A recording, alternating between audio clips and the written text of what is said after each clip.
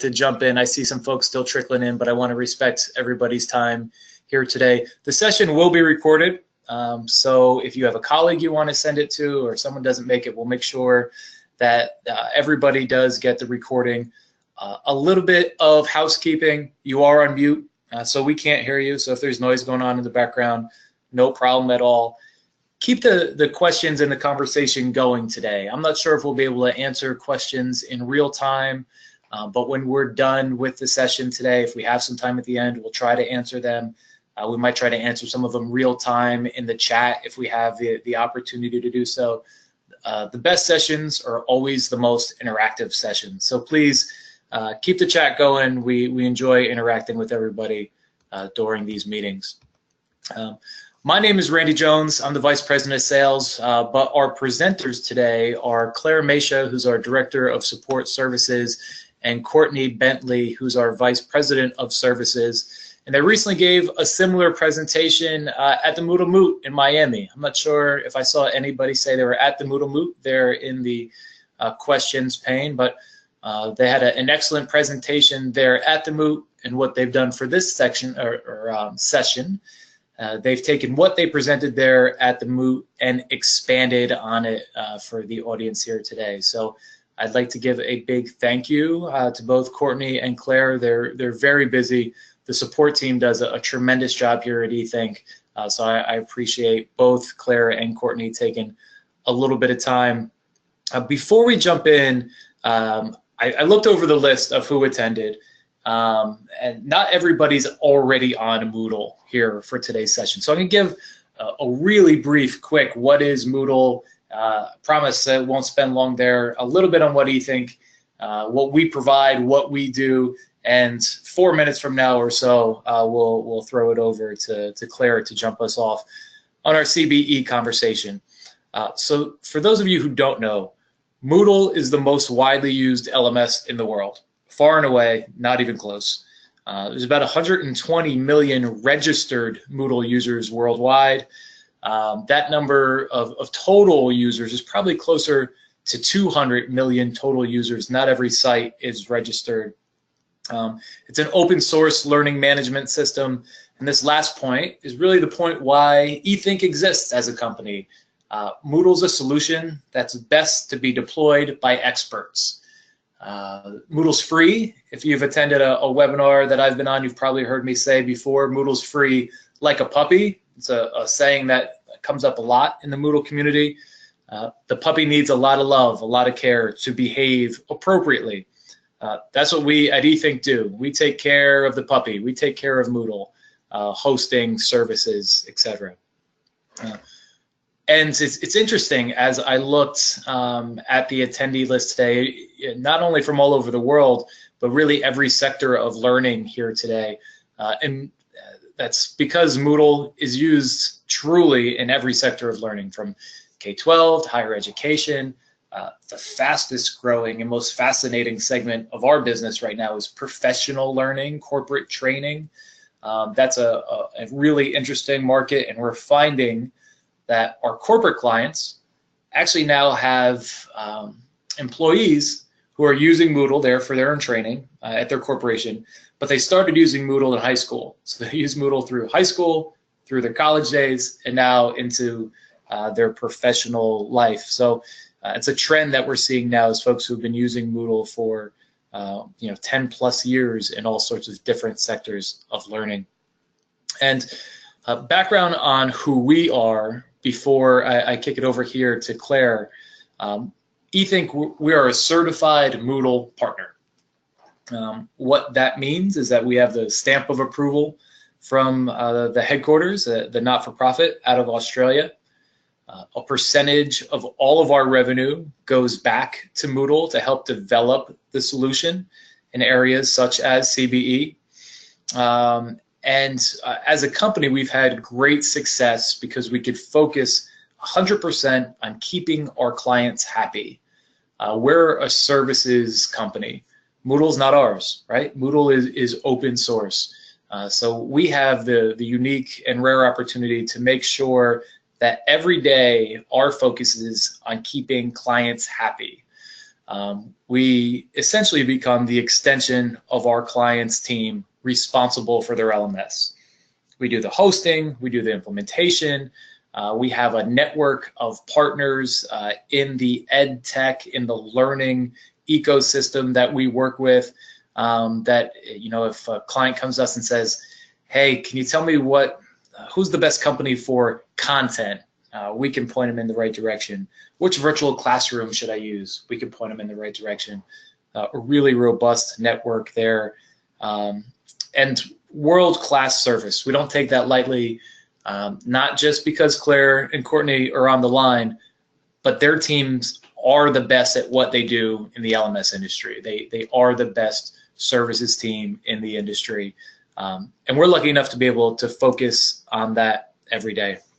So last slide before we jump in, I'd like to share our mission statement. It's actually newly renovated. DevLearn came up. Right before DevLearn, we had a company retreat. Figured we'd take everybody out to Las Vegas. And at that time, we had decided it was time to revamp the mission statement. And extraordinary is our ordinary. Every day we are purposefully different, intentionally transparent, and obsessed with customer success. So hopefully that lays it out. That's what we look to every day to say, what are we looking to accomplish? What are our goals? Does it meet this mission? So along those lines, being obsessed with customer success and being extraordinary, we like to provide these types of educational presentations. So without spending any further time here, I'd like to jump it over to Claire. Claire, I really appreciate you joining us. I'm making you presenter as we speak.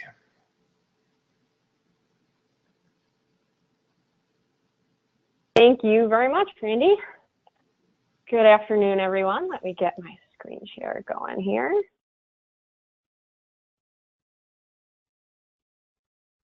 Hopefully that's coming through okay. Looking good. Get my PowerPoint started as a jumping off point. Perfect. So Randy teed that up really, really beautifully for me, so thank you. As he mentioned, we originally delivered this as a presentation at the Moodle in Miami this year. And because we know there's a lot of buzz going on with competency-based education, a lot of folks out there trying to figure out how they might apply it within their own institutions. We've been working really closely with our client community to kind of help them forge that path. And one of the things we wanted to share in our presentation today is just a little bit about, you know, the industry trends we see so far and some tips for how to get started.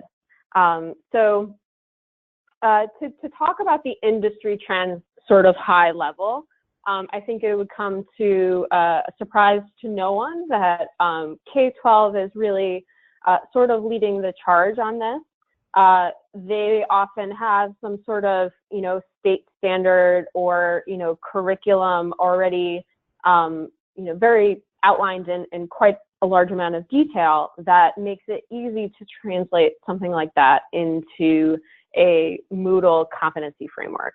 You know, sometimes that's by grade level, sometimes that's by subject matter, and we'll show you a couple examples in a minute. But they have that advantage, and CBE has kind of always been ingrained in the K-12 curriculum and assessment mindset. So I think Moodle really can enhance that structure.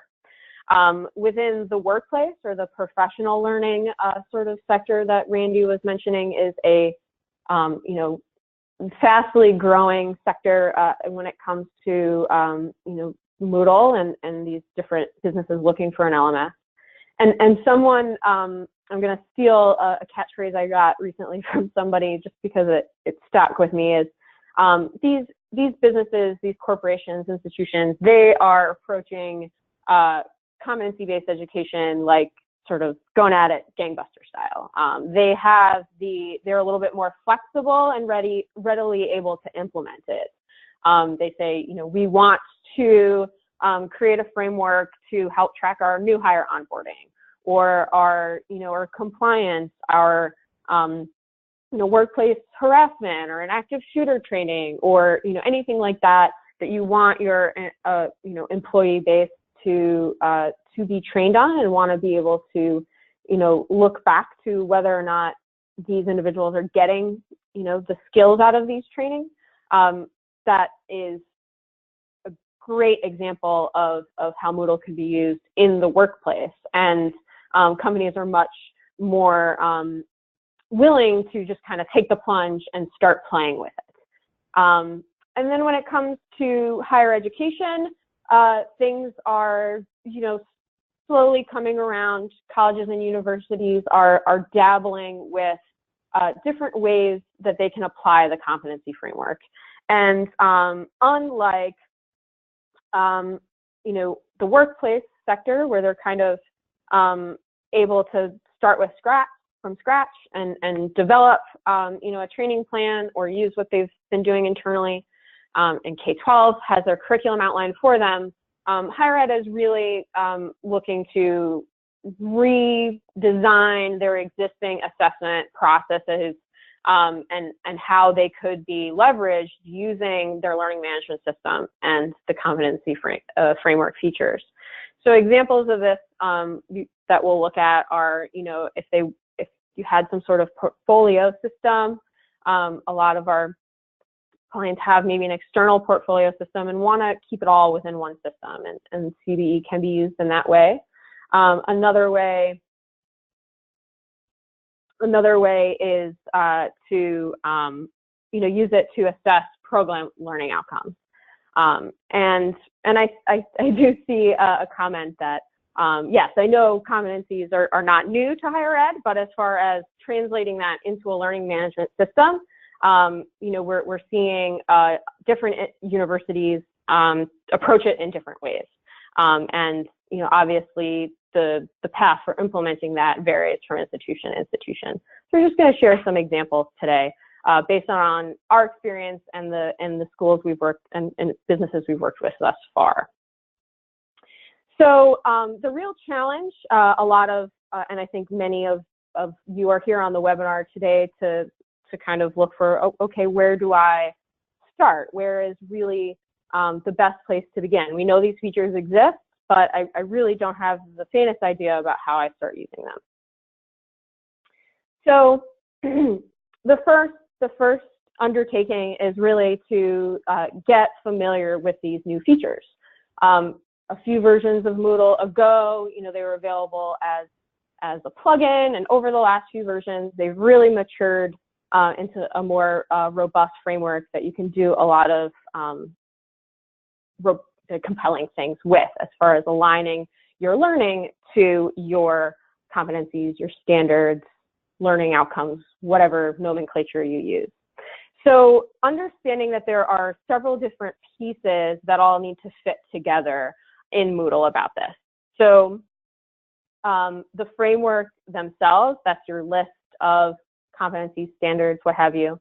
The scale that is going to be used to evaluate whether or not that standard is met, and those can be configured to anything of your liking, whether you're creating it from scratch or using something that's been in circulation for years and years. Then once you've developed the framework and the scale, you're looking to the next step as far as, okay, how are we going to integrate this into the teaching and learning that's going on within Moodle?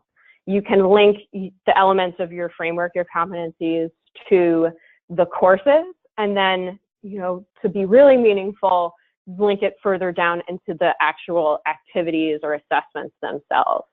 And then that's sort of all of the admin planning that has to go into it to set it up.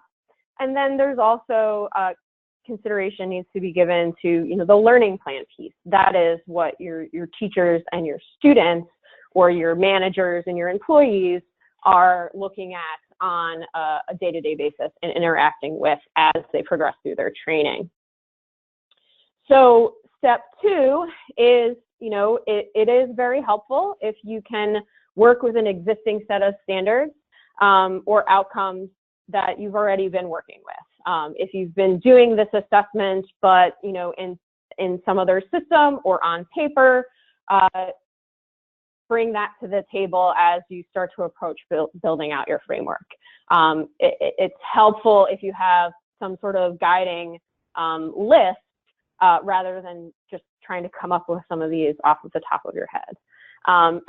And also thinking about, I mentioned, you may have been doing this on paper in a different system, if it's a portfolio. How could that benefit from being managed within Moodle, where you already have all of your employees or all of your teachers and students, engaged in training or in teaching and learning? So linking the two together, in a lot of situations, the institutions that have come to us are doing something elsewhere and say like, hey, wouldn't it be great if we can do this in Moodle and sort of make that more efficient? And that's the end goal. So then the next step is to, just start to tinker with it. Begin fleshing out an existing set of standards. Play with, linking it to the courses, linking it to the activities, how those pieces fit together. Do you want to do both? Do you want to just link it to the courses and be able to see those linkages as references, or do you want them to be able to actually tie activities back to those competencies and have some of this automated behind the scenes? Courtney is going to talk a little bit more about that. And a big thing, and one of the things I've learned personally while working with some of our clients, is you may build out a framework, then develop a learning plan and say, but how are the instructors, how are the students actually in a day-to-day going to interact with that? And that might also guide how you might want to restructure the framework to make that more user-friendly and something that's going to be easy to adopt and track over time.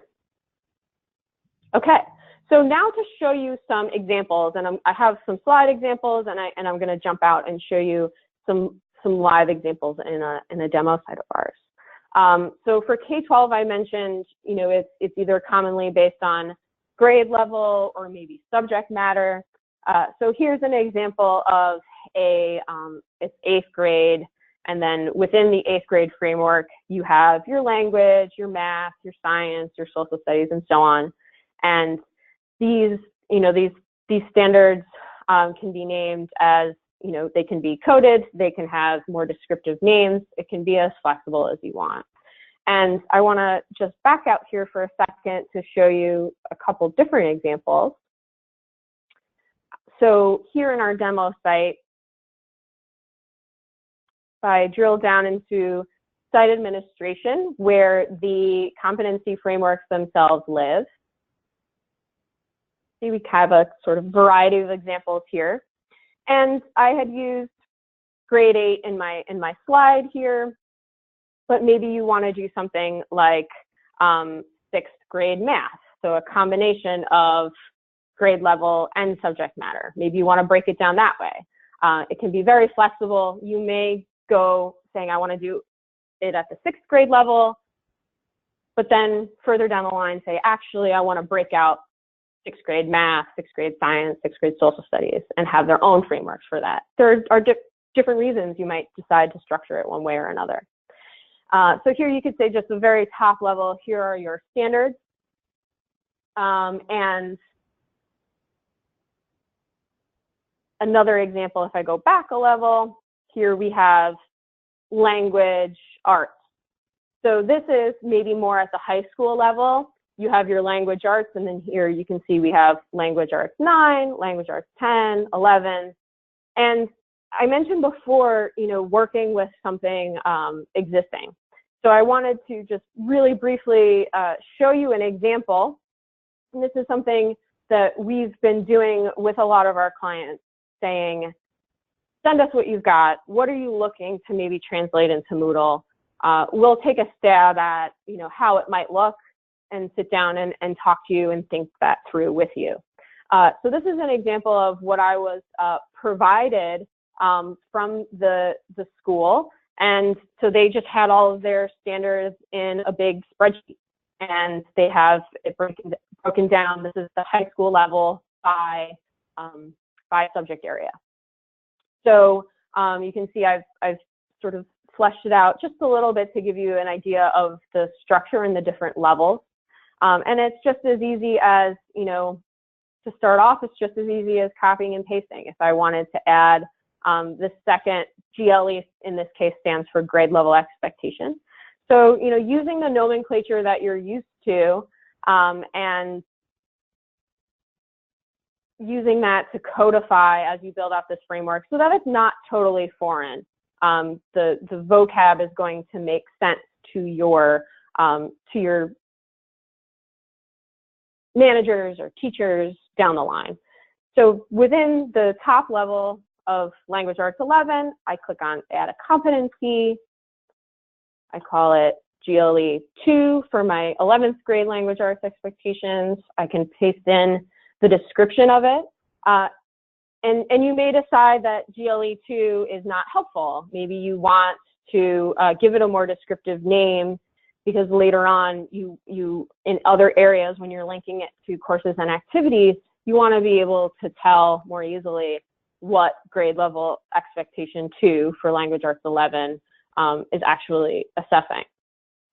And you can give it an ID number, just an abbreviation.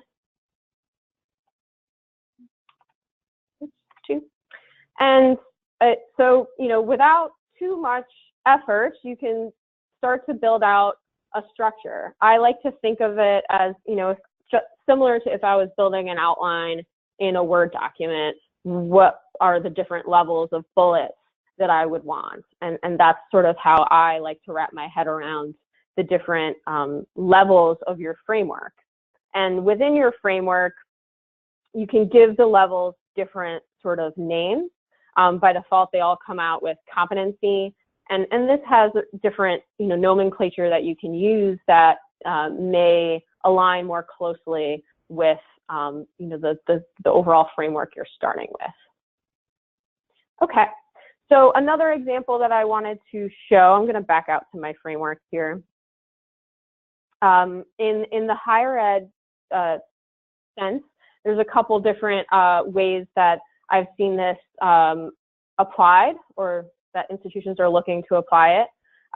Here's an example of an institution that was paying a good deal for TaskStream as a separate service just for the purposes of managing their teacher license portfolios.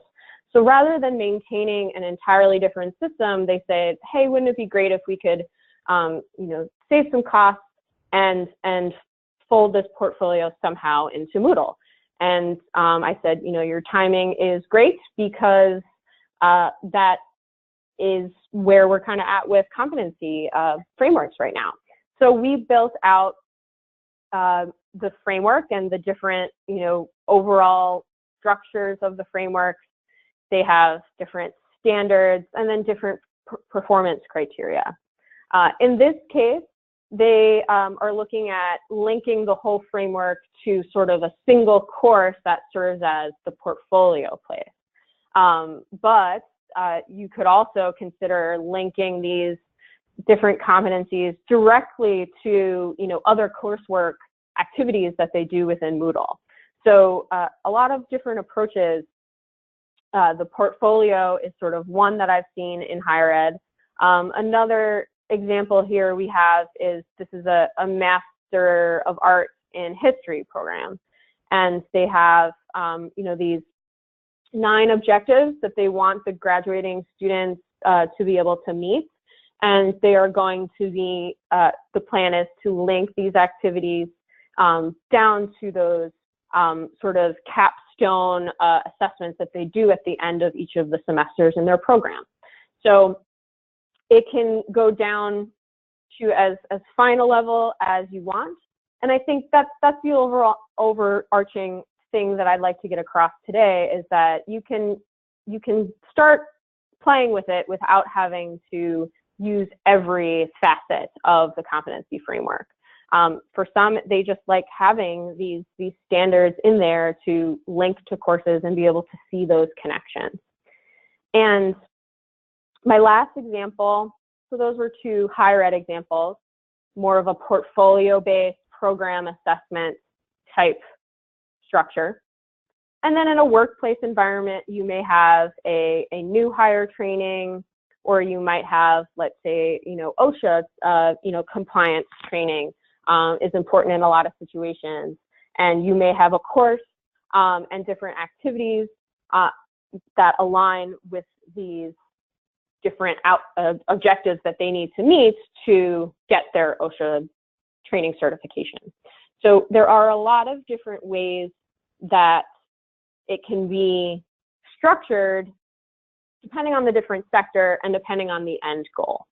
So I'm going to switch back over to my PowerPoint now. And just to share some other considerations, as I mentioned, you can start with something basic and get more complex over time. I find a lot of clients we're working with are starting to dabble, and once you see what's possible, that sparks other ideas and other ways in which you might use it within your organization. But one thing that we have seen in the case of K-12 and higher ed clients is that the level of Moodle adoption is really key if you want the learning plan to be robust in a way that, completion of an activity in a course triggers the completion of a competency in a student's learning plan. You can't really connect it to activities unless you're using activity completion. So with some of the schools we've worked with, they're really excited about building out the framework, but then came to realize that, the grade 6 math courses don't actually have a whole lot of activities in them that they could tie the competencies to. So really, if teaching and learning isn't happening in Moodle, it sounds obvious, but if it's not actually, if you only have resources in your course, it's hard to really use the competency-based features as they relate to the learning plans to their full advantage.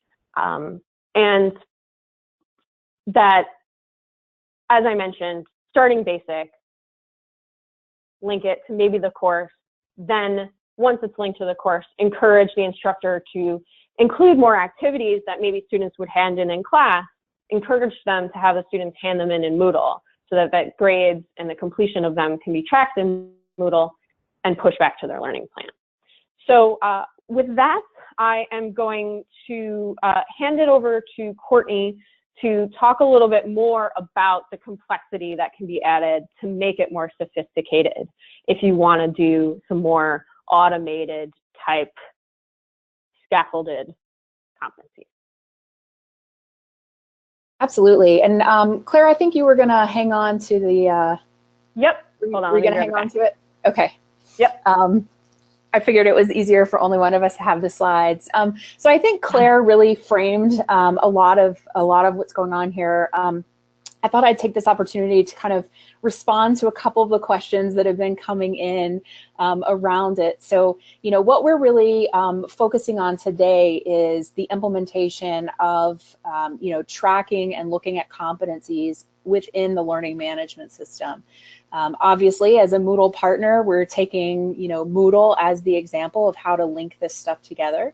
I think one of the other things that I didn't get into a conversation in the questions because I figure we would go on, and I didn't want to lose my my train of thought for in here. But it is a little bit ironic that at least within higher education, the competency, the idea of competencies and competency-based education really kind of grew out of a place where we wanted to kind of blow up the course framework, right? We really wanted to just look at what people know what they bring into a certain experience or from their experience, and then be able to move them ahead more quickly, or in some cases let them skip over entire chunks of sort of that organized learning.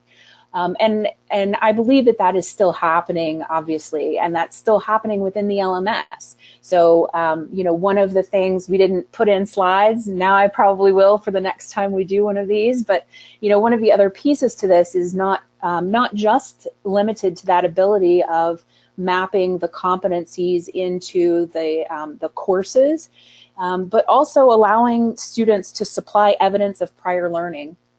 So a whole big piece of this is, thinking about your particular use case and what makes sense. Those of you who are already on Moodle, and those of you in possibly other learning management systems, may have evaluators. You may have, staff who are evaluating other staff on their knowledge. And so one of the things that the learning management system affords us the flexibility to do is to develop some custom roles, to set up that CBE program where, if students aren't taking the coursework within the LMS, you still have the capability to have student support and learning support going on under the context of the competency frameworks and the learning plans. So I know that's a little divergent from what we planned to mention right there, but I thought it was worth worth mentioning in terms of thinking broadly about CBE and how to support it, and how to roll it out, and kind of the pieces that can be pulled together for it. The next section, we just wanted to talk a little bit about taking it farther. So, in most of what Claire has mentioned in terms of the frameworks and mapping it into courses, what's happening is those are usually being tied to a particular assessment or a particular activity, and then completion of that activity is triggering completion of that competency, or it's passing over evidence. So it's passing over to a reviewer, hey, Joe finished this submission, and someone needs to take a look at it and verify what his competence level appears to be based on that evidence. The examples that I'm going to pull in here are kind of taking it farther. One of the challenges, obviously, if you have a really lean team and you're trying to get started in this, is thinking about how to automatically rate the competencies and how to automatically move people through that framework and through attainment of those competencies. So automatic rating obviously is built in. It just requires careful planning and execution. Usually when you're setting the competency frameworks up to do automatic rating, it's really helpful and it benefits to have a hierarchy structure put in place. So as you see on this slide, the multi-level example that we've provided here gives you that sort of top level, and then you have a main sort of competency, and then you'll notice here I have 2 sub-competencies, and each of those have kind of foundational skills, if you will. So, imagine the, sub 1 is, the ability to work within your payroll system or your billing system. So foundation 1 might be related to processing billing, and foundation 2 may be for receiving payments. So foundation 1 and 2 essentially are working together. They need to achieve both of those competencies in order to meet that sub competency. So what we're able to do is set up triggers so that sub 1 is triggered as complete or met once those foundational skills are obtained. So that's one approach. It's, like I mentioned, it's pretty straightforward to set up. You're using the competency rules within the framework if you're using Moodle to sort of automate this. And so this is where you kind of see that play out in that same example. That completion of the child competencies is indicating when the when the larger, sort of broader competency is getting met. So in the next example, this one is one that I think is really pretty interesting, and I may switch over and show you a little bit of an example of one of the ways that I have seen this play out. But what this is the ability to automatically trigger based on point values. So what this allows us to do essentially is give people the flexibility to learn things in the way that makes sense to them, but also giving you some control over sort of what's most important or what you feel like is the best way to achieve that competency.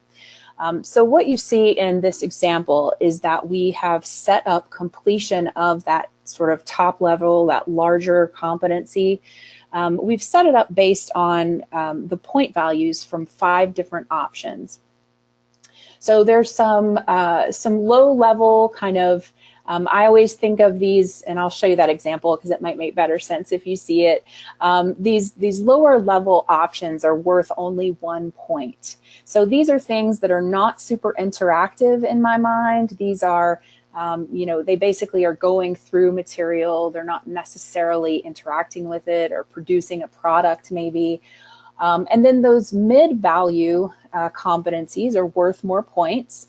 I usually see those in a learning space as being things that require them to do some meaningful activity. So they take a little bit more interaction, or maybe the assessment there is more scenario-based, things like that.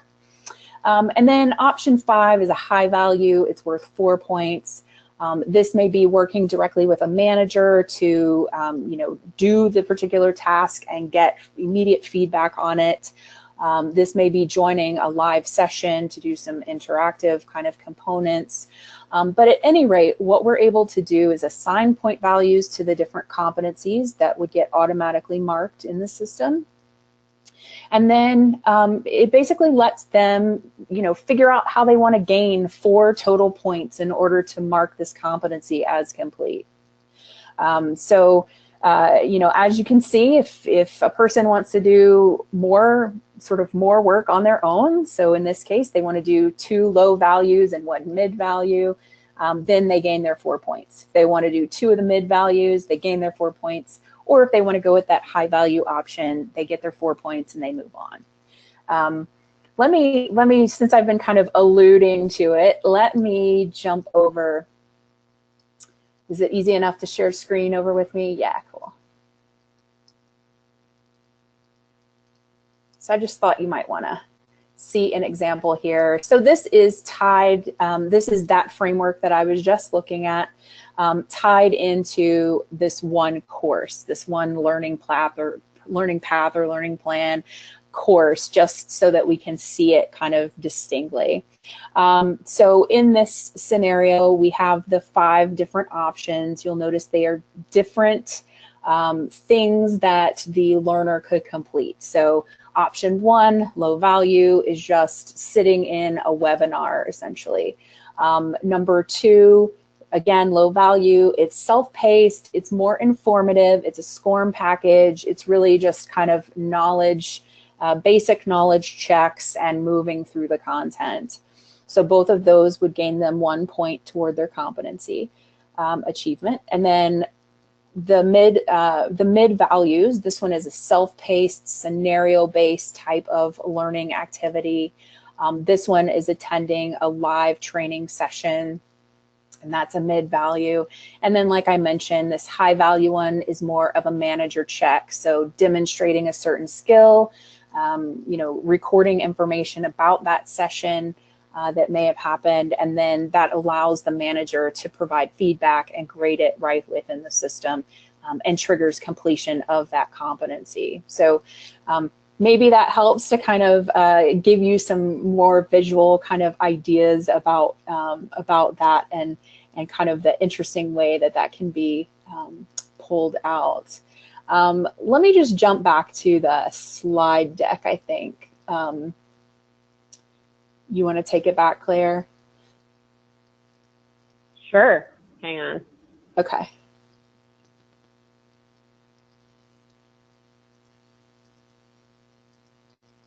Cool, perfect. So if you want to go ahead to the next slide, this is what it looks like to the learner. So, and actually this is the previous one, so I kind of messed you up on that. I should have shown you the other one. This is what the learning plan competencies might look like to the learner. So you see the set of competencies that need to be achieved. Now this is going back to that first example where you have foundation 1 and 2, which are going to trigger sub 1. So if you look at the bottom set, you'll see that exact thing happen. So foundation 3 and 4 get rated as foundational automatically. And then based on the 2 foundationals, they get a basic sort of rating on their sub 2. So basically this is set up so that then if they achieve the foundational on 2, it triggers sub 1. And then once they've achieved all of those, it marks that main one with a competent rating, and then they get to move on. They're sort of done with that learning plan and set of competencies. Like I mentioned, there are options in here to for the learner to go in, and under action, they can request review. So that's where you'd be able to pull in some additional reviewers or people to take a look at the work that, that the learners provided, either within the system, or if they want to produce evidence of prior learning, there's a system for them to be able to upload it right within the framework, and then it triggers a request for review. I hope this is, answered or begun to kind of help you think about CBE and how you might use it or continue using it in your current situation. I think for Claire and I and the rest of our team, this is a really exciting place for us to, help people think through the questions and the challenges, of CBE. And what can be done within a learning management system to help sort of organize that. We see, or at least I guess I should take ownership of this and not speak for the entire team and company, but in terms of CBE as it relates to Moodle, I see some of the next challenges as being around reporting. So there is existing reporting within here, but I think that, one of the things we do here at eThink is a lot of more in-depth reporting. We like to build out some custom reports to give people better views into the data that's being gathered. And so I feel like reporting is one of the next challenges to tackle. I feel like deepening the connections with CBE and your employees or your students, and also the people who, again, are reviewing or have oversight. One of the comments that I pulled to the forefront earlier was around the kind of irony that CBE was brought into higher ed to blow up the course mentality, and now we've kind of gone back. A lot of that comes from the fact that reviewers and assessors have a hard time putting pen to paper on CBE, and so this is one way that allows them to see in really concrete terms how those things play out. I think too that over time we're going to get more granular. So currently we don't necessarily take the competencies down to a particular question level within an assessment, for example. So I foresee that there will be some shift to make it a bit more granular there. And then the other thing is that I think we didn't spend a lot of time on this, but I think the ability to set thresholds for ratings. So currently, at least within Moodle, it's a bit of an on-off kind of switch. If they meet the expectations, they automatically gain a rating. I think that over time we may see that ability to set a threshold. So you did this okay, or you made an okay score on this assessment, so you have kind of a basic knowledge, whereas if you pass that same assessment with a 90%, you have a higher level understanding of the material. So I do foresee these as kind of both challenges and places in which we're going to see things grow. I know we are coming up on time. We always like to be mindful of that. let me go ahead and stop there and see if Randy had any closing sort of comments, and see if maybe there were some questions we might be able to answer that have been coming in. Excellent. Thank you, Courtney. I appreciate it. Absolutely. As Courtney said, keep the questions coming. Claire and Courtney are going to stick around for a little bit. I'm going to have some closing remarks here on our service here at eThink. If you're interested in learning a little bit more about what we do, or if you want to reach out and learn a little bit more about CBE. Again, at eThink, we are a Moodle partner with a very service-heavy model. It's something that's lacking in the LMS industry. The LMS industry is not known to provide clients with tremendous service. So that's where really our focus is with our unlimited support model. And I thought I'd throw out some of the conferences that we are attending and that we have just come off of. If you happen to be at any of these upcoming conferences, let us know. We'd love to catch up with you over coffee or meet up with you at the booth. Exciting, we're headed out to London for BET. We'll be on the West Coast in California for ATD Technology, and up to the north in Canada for the Moodle Moot in Canada. I believe that's the end of February. So in the next 2 months, that's where we will be. We just came off of OEB in Berlin and the Technology Conference and Expo, which is specific for not-for-profits and associations. That was an interesting one. I just left yesterday. Our next webinar is a partner webinar that we have with 2 of the partners that we work with. Moodle is modular in nature and works well with a lot of other systems. So at eThink, we like to get a good idea of what else is out there in the market that could be a useful tool for our clients. So to that end, we have partner webinars every 4 to 6 weeks. This specific partner webinar coming up is with EnvisionTel, who provides an e-commerce solution, LMS checkout. They also have a really slick Salesforce integration that is interesting, and Administrate. So please, if you are available, we'd love to have you join our partner webinar. If you'd like to learn a little bit more and maybe even speak with these handsome guys here at eThink, notice I didn't put myself in that picture. Feel free to reach out to us. That is my phone number and email address on the bottom. Our Director of Sales, Josh Mitchell, is the best person to reach out to if you'd like more information on eThink services or a demonstration. We're here for you. We'd love to provide it. With that being said, Claire and Courtney, are there any questions that have come along that you think and we feel we should address to the audience before we wrap up today?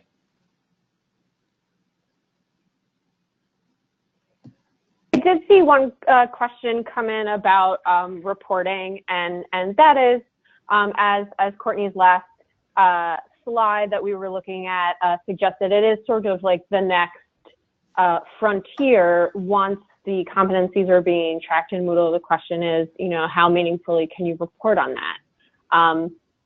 It is sort of the bleeding edge of CBE, so if you move forward with that, that's something we would be there to help you with developing, seeing what's possible as far as reporting across whether or not students have met a competency.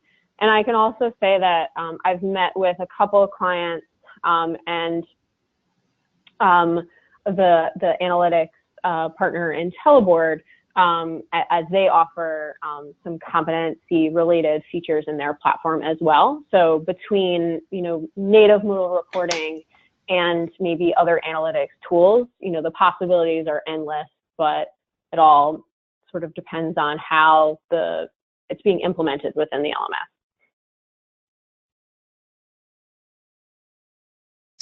Excellent, excellent. And I have a question. Where in Canada is the Moot? It's in Toronto, I believe York University. And if you just Google search Moodle Moot Canada, I believe there's 2 different sites dedicated to that Moot. I got a yay. All right, that was a great reaction. Claire and Courtney, anything else in here that you see that we should address to the crowd? I know there's some really specific questions in here, and we will follow up with everybody. we'll send the email hopefully before the end of today. If not, we'll get it to you tomorrow, and we will have folks follow up with you to see if there's anything else that we can provide you with. And Michelle, let's definitely get coffee in Toronto.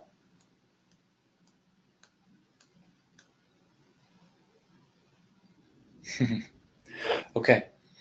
We'll stick around here for a few more moments to see if any other questions come in that might be worth addressing to the entire audience. If not, I appreciate everybody joining us today. I will ask Claire and Courtney just to stick around for a few more minutes to see what additional questions will come in. But thank you so much for joining us, and we hope to see you again on another session soon. Absolutely, and I'll just put in a shameless plug. I know there have been some questions about kind of foundational ideas about CBE, and the shameless plug is that if you'll go check out our blog, that's where I started the CBE conversation earlier this year, just with kind of some opening ideas. So we'd love to have you go take a look at that, and then reach out if you have other questions or things that we can help with. Yeah, absolutely. And that blog can be found right on our website, ethinkeducation.com.